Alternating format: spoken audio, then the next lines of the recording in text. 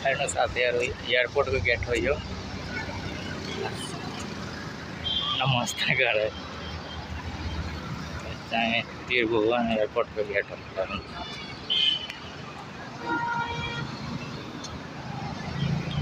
एउटा अरू गेट छ त्यहाँ, त्यो चाहिँ अलि अगाडि छ।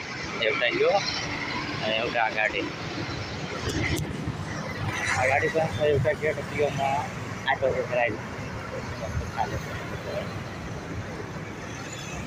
काठमाडौँको बिल्डिङहरू यस्तै हो। एयरपोर्टतिरको यो सब। एउटा अरू गेट यहाँ, एउटा अरू पनि गेट छ यो सानोवाला। यसबाट पनि आउँदा एक्जिट एन्ट्री लेखेको छ त्यो पनि। यसभन्दा अगाडि त्यहाँ अलि अगाडि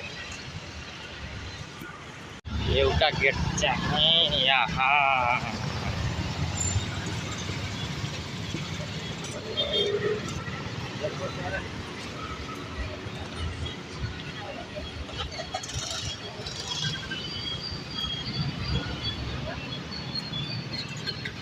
यो गेट मलाई सबभन्दा राम्रो लाग्छ। यो चाहिँ मलाई लाग्छ यो मेन गेट। उतापट्टि चाहिँ त्यो यसबाट धेरै मान्छे आउँछ जान्छ, त्यही भएर यही गेट मेन गेट बनायो मलाई लाग्छ। तपाईँहरू के लाग्छ हेर्नु न साथीहरू। मलाई बाट एटिएम जानु पऱ्यो। मैले फोन आएको, खल्तीमा पैसा छ, अहिले पैसा त छैन खल्तीमा। अब त्यसै गएर एटिएम जानु पऱ्यो। त्यो एटिएम हेर्नु पर्छ, अब काट्दा हो काट्दैन। यतापट्टि नयाँ पहिला आएको थिएन, अब हेरौँला के हो। हेर्नु साथीहरू, म कुन बाटोमा जाँदैछु।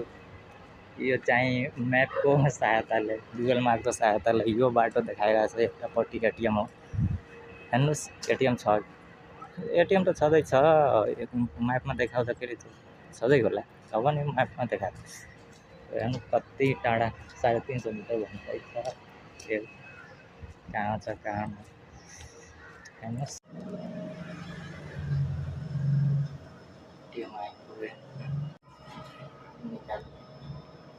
ल साथीहरू, अब म रुममा आएँ।